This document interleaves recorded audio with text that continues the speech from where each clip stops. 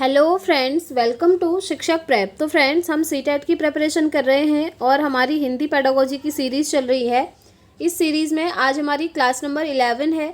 इससे पहले 10 क्लासेस हम ऑलरेडी कर चुके हैं। तो आज की क्लास में हम कौन कौन से टॉपिक्स कवर करेंगे, देखिए। सबसे पहले समझेंगे पोर्टफोलियो क्या होता है। उसके बाद कुछ इंपॉर्टेंट टर्म्स हैं, जैसे आपका कालांतरित प्रश्न क्या होता है, अतिशय अभ्यास क्या होता है। इस तरीके से छोटे छोटे प्रश्न हैं, जैसे आपका बोधगम्य निवेश क्या है, बाल साहित्य क्या है, पुनर्बलन कौशल क्या होते हैं। ये छोटे छोटे ऐसे कुछ टॉपिक्स हैं फ्रेंड्स, जिनसे आपके सीटेट में क्वेश्चन बनते हैं हिंदी पेडागोजी में। ठीक है, अब देखिए, क्योंकि आप जानते हैं जो मैंने आप लोगों के लिए नोट्स बनाया है ना, पूरा सिलेबस उसमें कवर किया है। साथ ही साथ कुछ ऐसे टॉपिक्स भी हैं जो कि सिलेबस में इंक्लूड नहीं हैं, लेकिन प्रीवियस ईयरली कंटिन्यू उनसे क्वेश्चन बनते रहते हैं आपके। तो वो टॉपिक भी मैंने सारे इंक्लूड किए हुए हैं, मतलब आपका पूरा सिलेबस प्लस जो इंपॉर्टेंट टर्म्स हैं, सारी चीज़ें वहाँ पर दी हुई हैं। देखिए, काफ़ी सारे स्टूडेंट्स नोट्स ले चुके हैं और उनके फीडबैक भी आप देख सकते हैं। मैंने आप लोगों के साथ टेलीग्राम पर भी शेयर किए हैं, साथ ही साथ व्हाट्सएप चैनल पर भी शेयर किए हैं। तो फीडबैक आप लोग खुद से देख सकते हैं। तो अगर आप भी सीटेट नेक्स्ट सीटेट देने वाले हैं फ्रेंड्स, तो अगर आपको नोट्स लेना होगा तो दिए गए नंबर पर आप व्हाट्सएप करके पेड नोट्स को परचेज़ कर सकते हैं। और फ्रेंड्स, आप लोग नोट्स टाइम से ले लीजिएगा, क्योंकि आपका एग्ज़ाम नज़दीक है और फिर बाद में आपको रिवीजन भी करना होता है। ठीक है, तो चलिए स्टार्ट करते हैं आज की क्लास। और सबसे पहले आज हम समझेंगे कि पोर्टफोलियो क्या होता है। तो देखिए फ्रेंड्स, पोर्टफोलियो एक ऐसा टॉपिक है जो आपका Hindi pedagogy, maths pedagogy, English pedagogy, CDP सभी जगह पूछा जाता है। और मैंने जितने भी नोट्स आपको सारे सब्जेक्ट के बनाए हैं, आपने देखा भी था, सभी जगह ये टॉपिक मैंने इंक्लूड किया है। उसके पीछे रीज़न यही है कि हर सब्जेक्ट में इससे आपके क्वेश्चन बनते हैं। ठीक है, तो चलिए स्टार्ट करते हैं आज की क्लास। और फ्रेंड्स, क्लास स्टार्ट करने से पहले कुछ इंपॉर्टेंट चीज़ें मैं आपको बताना चाहूँगी। आप हमें टेलीग्राम और व्हाट्सएप चैनल पर फॉलो कर सकते हैं फ्रेंड्स। उनके लिंक डिस्क्रिप्शन बॉक्स में आपको मिल जाएंगे, क्योंकि क्लासेस से रिलेटेड जो भी अपडेट्स होती हैं वो सब आपको टेलीग्राम और व्हाट्सएप चैनल पर शेयर की जाती हैं। तो चलिए स्टार्ट करते हैं। सबसे पहले समझ लेते हैं पोर्टफोलियो होता क्या है। तो देखिए, पोर्टफोलियो एक प्रकार की फाइल होती है जिसमें किसी बच्चे के एक निश्चित अवधि में किए गए कामों का संग्रह होता है, यानी कि कलेक्शन होता है। इसमें बच्चे की उपलब्धियों, प्रगति आदि नोट किया जाता है। ठीक है, सबसे पहले समझ लेते हैं इसका मतलब क्या है। तो देखिए फ्रेंड्स, बेसिकली होता क्या है, पोर्टफोलियो एक प्रकार की फाइल होती है। आप ये मान सकते हैं कि एक दस्तावेज होता है, या फाइल होती है, या एक डॉक्यूमेंट होता है, आप कुछ भी कह सकते हैं। इसमें क्या होता है कि हर बच्चे की जो है एक निश्चित अवधि में किए गए कामों का कलेक्शन होता है। जैसे बच्चा कब स्कूल आ रहा है, स्कूल आकर के वो लोगों के साथ कैसे रिएक्ट कर रहा है, बच्चा पढ़ाई में कैसा है, उसने कितनी अचीवमेंट हासिल करी है, कितनी उपलब्धियां हासिल करी हैं। उपलब्धियां जैसे स्कूल में होता है ना, कुछ कंपटीशन होते हैं, जैसे डिबेट कंपटीशन हो गया, या फिर आपका कोई ग्रुप कंपटीशन हो गया। तो वहाँ पर बच्चे की उपलब्धियाँ कितनी हैं, उसकी प्रोग्रेस कितनी है, प्रगति कहाँ तक हुई है, मतलब बच्चे का ओवरऑल बिहेवियर जो है उसमें लिखा जाता है। अब देखिए, सीटेट में एक क्वेश्चन पोर्टफोलियो से ऐसे बनता है कि जो पोर्टफोलियो की फ़ाइल होती है वो हर बच्चे की अलग अलग होती है, या फिर एक ही फाइल में सभी बच्चों का जो है यहाँ पर संग्रह किया जाता है इन सारी चीज़ों का। तो ध्यान रखिएगा, ये जो पोर्टफोलियो की फ़ाइल है फ्रेंड्स, ये जो है हर बच्चे की अलग अलग होती है। जैसे बच्चे ने एडमिशन लिया स्कूल में, उस दिन से लेकर के जब तक बच्चा उस स्कूल में पढ़ाई कर रहा है, तब तक उसका ओवरऑल रिकॉर्ड उसमें जो है लिखा जाता है। और ये हर बच्चे की अलग अलग बनाई जाती है। देखिए, अब ये फाइल बनाने का रीज़न क्या है, ये क्यों बनती है, आप खुद सोचिए। जब बच्चे को स्कूल में जिस दिन एडमिशन लिया तब से लेकर जब तक वो स्कूल में पढ़ रहा है, चाहे कितने भी साल हों, चाहे 5 साल पढ़े, 10 साल पढ़े, या 12 साल पढ़े एक ही स्कूल में, तब तक वो फाइल बनती है और उसमें सारी चीज़ें नोट करी जाती हैं। तो आप खुद सोच सकते हैं कि जब ये चीज़ें करी जाएंगी तो बच्चा आगे जाकर क्या करेगा, कौन सी डायरेक्शन में जाएगा, वो क्या बन सकता है, उसके बारे में टीचर जो है प्रेडिक्शन कर सकते हैं, यानी कि भविष्यवाणी कर सकते हैं कि आगे चलकर बच्चा क्या बनेगा और किस दिशा में जाएगा। इसीलिए ये डॉक्यूमेंट बनता है, ये एक फ़ाइल बनती है। देख लीजिए यहाँ पर एक तरह की फ़ाइल या डॉक्यूमेंट ये होता है। ठीक है, आई होप आप लोग समझ पा रहे होंगे। आगे बढ़ते हैं। देखिए, इससे रिलेटेड चीज़ें क्या हैं। पोर्टफोलियो से बच्चे की महत्वपूर्ण जानकारियाँ मिलती हैं, ऑब्वियसली मिलेंगी। इसमें देखिए, इससे शिक्षक यह अनुमान लगा सकते हैं कि बच्चा आगे चलकर क्या बन सकता है, जो कि मैंने अभी आपको समझाया। बच्चों का मूल्यांकन करने का यह सबसे अच्छा तरीका माना जाता है और इससे आप बच्चों का मूल्यांकन कर सकते हैं, इवैल्यूएशन कर सकते हैं। अब इवैल्यूएशन किस तरीके से करेंगे? इसी तरीके से होगा कि बच्चा पढ़ाई में कैसा है, बच्चे का बिहेवियर अदर बच्चों के साथ कैसा है, वो टीचर के साथ कैसे रिएक्ट करता है, वो टीचर के रिस्पेक्ट करता है, सिर्फ सामने ही करता है या पीठ पीछे भी करता है। जैसे स्कूल में आपका स्पोर्ट्स वगैरह होता है, वो स्पोर्ट्स में पार्टिसिपेट करता है या नहीं करता है। इस तरीके से सारी चीज़ें बच्चे की देखी जाती हैं और हर एक चीज़ का बच्चे का मूल्यांकन किया जाता है। ठीक है, अब देखिए, पोर्टफोलियो से एक क्वेश्चन ऐसे भी बनता है आपका कि इसमें सिर्फ पेन पेपर जो टेस्ट लिया जाता है बच्चे का, कि सिर्फ उसी चीज़ का मूल्यांकन किया जाता है या फिर बच्चे के ओवरऑल बिहेवियर का मूल्यांकन होता है। तो आप कहेंगे पेन पेपर टेस्ट का जो मूल्यांकन है वो तो होता ही है, साथ ही साथ बच्चे का ओवरऑल जो बिहेवियर है उसका भी यहाँ पर क्या किया जाता है, इवैल्यूएशन किया जाता है। ठीक हो गया, और वो सारी चीज़ें उस फाइल में लिखी जाती हैं। तो यही होता है फ्रेंड्स आपका पोर्टफोलियो। इस तरीके से समझ सकते हैं, ये एक क्या है, आपका दस्तावेज है और ये हर किसी व्यक्ति का अलग अलग बनता है और इसमें सारी चीज़ें लिखी जाती हैं। आई होप आपका ये पोर्टफोलियो वाला जो कॉन्सेप्ट है ये क्लियर हो गया होगा। चलिए आगे बढ़ते हैं। जो अदर इम्पॉर्टेंट चीज़ें थी, ये जो शिक्षण विधियां हैं ये तो हम कर चुके हैं पहले ही, क्लास नंबर 9 में हमने शिक्षण विधियां कर ली थी। अब हम कुछ इम्पॉर्टेंट टॉपिक्स देखने वाले हैं। चलिए यहाँ से आते हैं। देखिए, कुछ महत्वपूर्ण तथ्य यहाँ पर हम समझेंगे। मुख्य कौशल क्या है, पुनर्बलन कौशल क्या है, बाल साहित्य क्या होता है, पाठ्यपुस्तक क्या है, अतिशय अभ्यास क्या है, कालांतरित प्रश्न क्या होते हैं, रियलिया क्या है, बोधगम्य निवेश क्या है, इन सभी को समझ लेते हैं। अब देखिए, ये छोटी छोटी चीज़ें मैंने यहाँ पर अलग से लिखा है ना, अन्य महत्वपूर्ण तथ्य। ये लिखने का रीज़न ही ये है क्योंकि ये सिलेबस में मेंशन नहीं है, इनसे क्वेश्चन बार बार वैसे ही पूछे जाते हैं, इसलिए यहाँ पर इंक्लूड करे हुए हैं। तो चलिए समझते हैं। सबसे पहले मुख्य कौशल क्या होते हैं। तो देखिए, सुनना और बोलना भाषा के मुख्य कौशल एवं बोलना व लिखना भाषा के पुनर्बलन कौशल होते हैं। वैसे जब हमने भाषाई कौशल चैप्टर पढ़ा था, यानी कि लैंग्वेज स्किल, जिसमें हमने सुनना, बोलना, पढ़ना और लिखना भाषा के चारों कौशल पढ़े थे, तो उस टाइम पर हमने पढ़ लिया था वैसे कि ये मुख्य कौशल हैं और ये पुनर्बलन कौशल हैं। लेकिन इनसे अलग से भी आपके क्वेश्चन बनते हैं, ध्यान रखना है। सुनना और बोलना मुख्य कौशल हैं और बोलना तथा लिखना आपके पुनर्बलन कौशल होते हैं। ठीक हो गया। चलिए नेक्स्ट पॉइंट, बाल साहित्य क्या होता है। देखिए, बाल साहित्य आप लोगों ने बचपन में पढ़े भी होंगे। इनको पढ़ने में बड़ा इंटरेस्ट आता था फ्रेंड्स, क्योंकि इनमें क्या होता है ना, इनमें कहानियाँ होती हैं, चित्र आदि होते हैं। इनसे पढ़ने में बच्चे रुचि लेते हैं और बच्चों की जो चिंतन प्रक्रिया होती है वो विकसित होती है। साथ ही साथ कल्पना शक्ति भी बढ़ती है। बच्चे भाषा को समग्र रूप में देखते हैं, जैसे आपकी चाचा चौधरी हो गई, चंपक हो गया आदि। ये सब आपने बचपन में पढ़ी होंगी। अगर आपने नहीं भी पढ़ी हैं तो आपको इनके बारे में पता ज़रूर होगा, आपने सुना होगा। ये कुछ ऐसे बाल साहित्य होते हैं, जैसे चाचा चौधरी है, चंपक है। छोटी सी इनकी बुक आती है और इनमें स्टोरी लिखी होती है। स्टोरी के साथ साथ उस स्टोरी से रिलेटेड इनमें डायग्राम भी बने होते हैं, जिनको देखकर बड़ा इंटरेस्ट आता था कि अच्छा इस स्टोरी में आगे क्या हो रहा होगा, चलो कंप्लीट करते हैं, आगे क्या हो रहा होगा। इस तरह की चीज़ें मन में आती हैं। मतलब हमारा पूरा फोकस होता है पढ़ाई की तरफ। भले ही वो स्टोरी है, उसमें उससे हमें कुछ ऐसा नहीं मिलने वाला है, लेकिन उनको पढ़ने में बड़ा इंटरेस्ट आता था।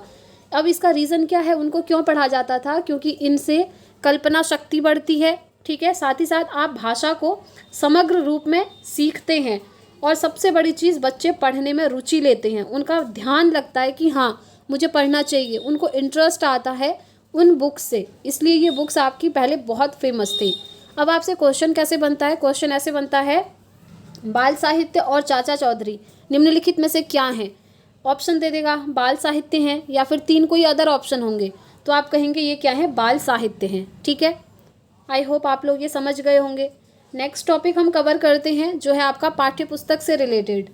देखिए, पाठ्यपुस्तक आप वैसे सोच रहे होंगे ये तो नॉर्मल चीज़ है, इसके बारे में क्या पढ़ना है, लेकिन इम्पॉर्टेंट है फ्रेंड्स। देखिए क्वेश्चन कैसे बनते हैं। पाठ्यपुस्तक एक संसाधन है, एक रिसोर्स है। बच्चों की पाठ्यपुस्तक में सरल भाषा का प्रयोग होना चाहिए, रुचिकर होनी चाहिए, मनोरंजक होनी चाहिए और उसमें शब्द भंडार होना चाहिए। एक अच्छी पाठ्यपुस्तक में संपूर्ण पाठ्यक्रम व्यवस्थित ढंग से संग्रहित होता है। यानी कि कहने का मतलब क्या है कहने का मतलब है बच्चों की जो पाठ्य पुस्तक होती हैं, जिसे हम इंग्लिश में कहते हैं टेक्स्ट बुक, ये जो टेक्स्ट बुक होती है ये कैसी होनी चाहिए? सबसे पहले टेक्स्ट बुक में जो लैंग्वेज दी होती है वो एकदम ईजी होनी चाहिए, सरल होनी चाहिए, जो कि बच्चों को समझ में आए कि इसमें लिखा क्या है। ऐसा ना हो कि इतने टफ वर्ड लिखे, इतने कन्फ्यूजिंग वर्ड लिखे हैं कि बच्चा पढ़ ही नहीं पा रहा है, ऐसा नहीं होना चाहिए। जो टेक्स्ट बुक यानी कि पाठ्य पुस्तक की लैंग्वेज है वो बहुत ईजी होनी चाहिए, बच्चे जिसे एक बार पढ़ करके ही समझ जाएं। नेक्स्ट है कि जो पाठ्य पुस्तक है वो रुचिकर होनी चाहिए। अब ये रुचिकर कैसे होगी फ्रेंड्स? बुक तो बुक होती है, तो देखिए रुचिकर बनाने के लिए बुक को सबसे अच्छी चीज़ होती है कि बुक्स में जो है आपके डायग्राम होने चाहिए, चित्र होने चाहिए।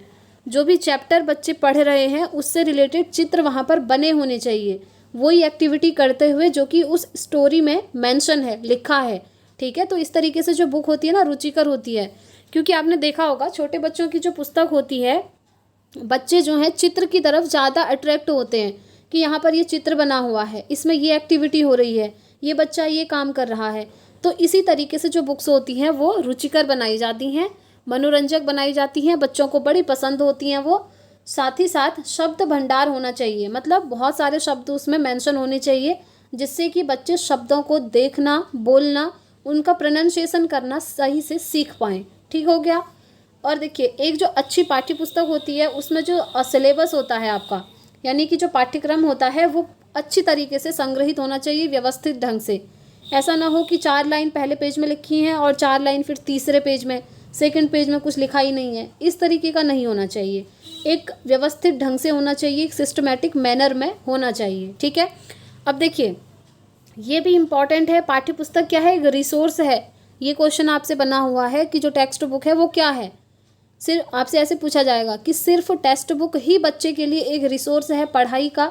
आप कहेंगे नहीं, आप कहेंगे अदर चीज़ें भी रिसोर्स होती हैं, लेकिन उनमें आपका टेक्स्ट बुक भी इंक्लूड है, पाठ्य पुस्तक भी एक संसाधन के रूप में माना जाता है। ठीक हो गया, तो ये क्वेश्चन यहाँ से आपका बनता है। आगे बढ़ते हैं फ्रेंड्स, नेक्स्ट टॉपिक जो आपका है, देखिए कुछ इतने टॉपिक्स हैं, इन सभी को कवर करेंगे। नेक्स्ट टॉपिक है आपका अतिशय अभ्यास। अब ये अतिशय अभ्यास क्या होता है? यह पठन धारा प्रवाह पर जोर देता है, सटीकता पर नहीं। ये क्वेश्चन सीधा सीधा पूछा जाता है कि जो अतिशय अभ्यास है वो किस चीज़ पर जोर देता है, धारा प्रवाह पर जोर देता है या सटीकता पर जोर देता है? तो देखिए अतिशय अभ्यास कभी भी सटीकता पर जोर नहीं देता है, ये जोर देता है पढ़ने के धारा प्रवाह पर, यानी कि बच्चा कितना फास्ट पढ़ पा रहा है, कितना फास्ट यानी कि धारा प्रवाहिता के साथ, कितनी फ्लुएंसी के साथ वो पढ़ाई कर पा रहा है, इस चीज़ पर फोकस किया जाता है अतिशय अभ्यास का, यानी कि ज़्यादा से ज़्यादा अभ्यास करना। ठीक है, तो अतिशय अभ्यास मतलब होता है कि बच्चा ऐसे पढ़े कि उसकी धारा प्रवाहिता हो, मतलब उसकी फ्लुएंसी अच्छी हो पाए पढ़ने में। अब जैसे यहाँ पर ये पूरा पैराग्राफ लिखा हुआ है, एक बच्चा ऐसा होगा जो बिल्कुल फ्लुएंसी के साथ पढ़ लेगा कि यहाँ पर ये लिखा है, ये लिखा है, ये लिखा है। एक बच्चा ऐसा होता है कि जो अटक अटक कर पढ़ता है, जैसे उसने पढ़ा कि शब्द भंडार, वो दोबारा रिपीट करेगा, शब्द भंडार होना, फिर ऐसे बोलेगा चाहिए, इस तरीके से। तो वो इस तरीके से अटके ना, कहने का मतलब ये है यहाँ पर। ठीक है, वो एकदम फ्लुएंसी के साथ, धारा प्रवाहिता के साथ पढ़ पाए, इसको हम कहते हैं अतिशय अभ्यास। और ये सटीकता पर जोर नहीं देता, ये इस चीज़ पर जोर नहीं देता कि आप एग्जैक्ट सटीक पढ़ें, बिल्कुल एक भी मिस्टेक ना हो, ऐसा नहीं कहता है। मिस्टेक एक दो हो सकती हैं, लेकिन धारा प्रवाहिता पर ये ज़्यादा फोकस करता है। ठीक हो गया, ये होता है आपका अतिशय अभ्यास। आगे बढ़ते हैं फ्रेंड्स, नेक्स्ट टॉपिक आपका आता है कालांतरित प्रश्न। अब ये कालांतरित प्रश्न क्या होते हैं? तो देखिए मौन पठन के बाद पूछे गए जो प्रश्न हैं वो कालांतरित प्रश्न होते हैं। एज इट इज़ क्वेश्चन आपका सीटेट में बना हुआ था, इसीलिए मैंने नोट्स में मेंशन किया है कि मौन पठन के बाद जो प्रश्न पूछे जाते हैं वो क्या कहलाते हैं। तो आप कहेंगे वो कहलाते हैं आपके कालांतरित प्रश्न। मौन पठन क्या होता है? मौन पठन मतलब होता है जब आप मन ही मन कोई चीज़ पढ़ रहे होते हैं, नाम से ही क्लियर है। ठीक है, जब मन ही मन आप किसी चीज़ को पढ़ते हैं उसे हम कहते हैं मौन पठन, साइलेंट रीडिंग। और उसके बाद जो क्वेश्चन पूछे जाते हैं बच्चों से वो आपके कहलाते हैं कालांतरित प्रश्न। नेक्स्ट है आपका भाषा यादृच्छिक यानी कि स्वतंत्र है। ये एज इट इज़ पूछे हुए क्वेश्चन मैंने लिखे हुए हैं नोट्स में। भाषा क्या है आपसे पूछेगा, आप कहेंगे भाषा आपका यादृच्छिक है या फिर भाषा क्या है, स्वतंत्र होती है। नेक्स्ट टॉपिक है रियलिया। रियलिया क्या होता है? देखिए रियलिया रियलिया मतलब होता है कक्षा में वास्तविक वस्तु यानी कि रियल ऑब्जेक्ट का प्रयोग करके पढ़ाना, जैसे अखबार, मानचित्र, फल, सब्जियां आदि। जैसे आप छोटे बच्चों को कोई भी टॉपिक पढ़ाना चाहते हैं तो उस टॉपिक से रिलेटेड रियल ऑब्जेक्ट आप स्कूल में लेकर आएंगे। जैसे न्यूज़पेपर से रिलेटेड कोई चीज़ पढ़ाना चाहते हैं तो आप न्यूज़पेपर उठा कर लाएंगे और दिखाएंगे कि बच्चों ये देखो ये न्यूज़पेपर है, इस तरीके का आता है, इस पेज में यहाँ की खबरें होती हैं, मतलब जो भी चीज़ आप न्यूज़पेपर के बारे में बताना चाहते हैं। ऐसे ही अगर आप मैप के बारे में बताना चाहते हैं बच्चों को, इंडिया का मैप, उसके बारे में कोई नॉलेज देना चाहते हैं, तो ऐसा नहीं है कि आप बस लेक्चर दे देते हैं कि ईस्ट में ये है, इंडिया के वेस्ट में ये होता है, नॉर्थ में ये स्टेट हैं, साउथ में ये हैं, ऐसे बोलना नहीं है। आप क्या करेंगे, रियल ऑब्जेक्ट लेकर जाएंगे स्कूल में। वो जो मैप है इंडिया का उसको स्कूल में लेकर जाएंगे और बच्चों को दिखाएंगे कि ये देखिए ये होता है इंडिया का मैप, इसका शेप कुछ इस तरीके का होता है, इसमें ईस्ट में ये है, वेस्ट में ये स्टेट पड़ते हैं, नॉर्थ में ये हैं, साउथ में ये स्टेट पड़ते हैं, सेंटर में आपका एमपी है। तो ये सारी चीज़ें आप बच्चों को समझाएंगे रियल ऑब्जेक्ट के थ्रू, रियल उनको मैप दिखाएंगे।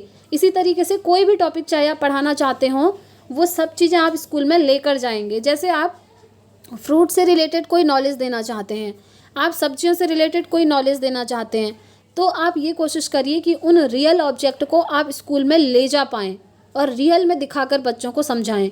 इसी को हम कहते हैं रियलिया, इसीलिए इसका नाम है फ्रेंड्स रियलिया, रियल ऑब्जेक्ट, वास्तविक वस्तु का प्रयोग करके बच्चों को शिक्षा देना। ठीक है, आई होप आप लोग समझ गए होंगे।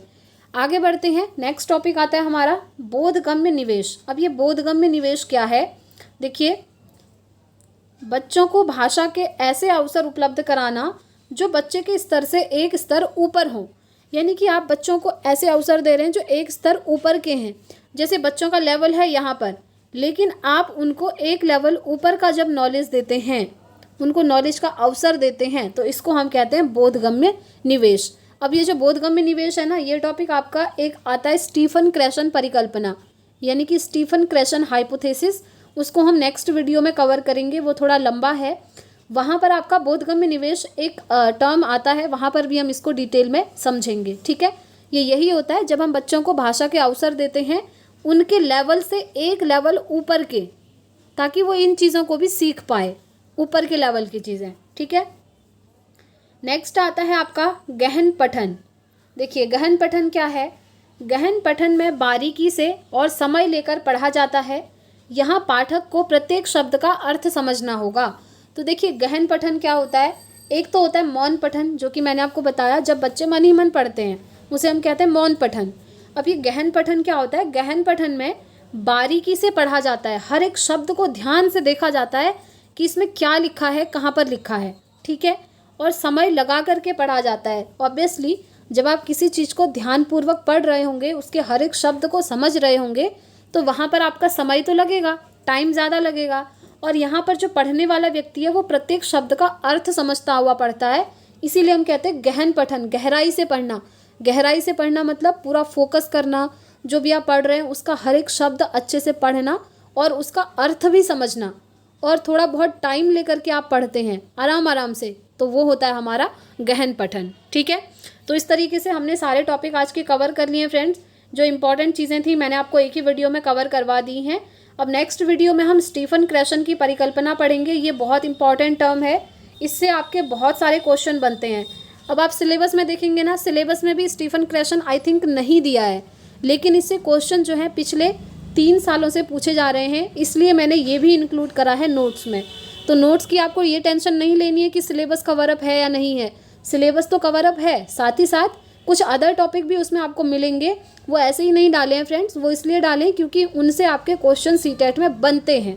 ठीक है, और देखिए अगर आपको नोट्स लेना है तो स्क्रीन पर व्हाट्सअप नंबर दिख रहा है, आप नोट्स को ले सकते हैं।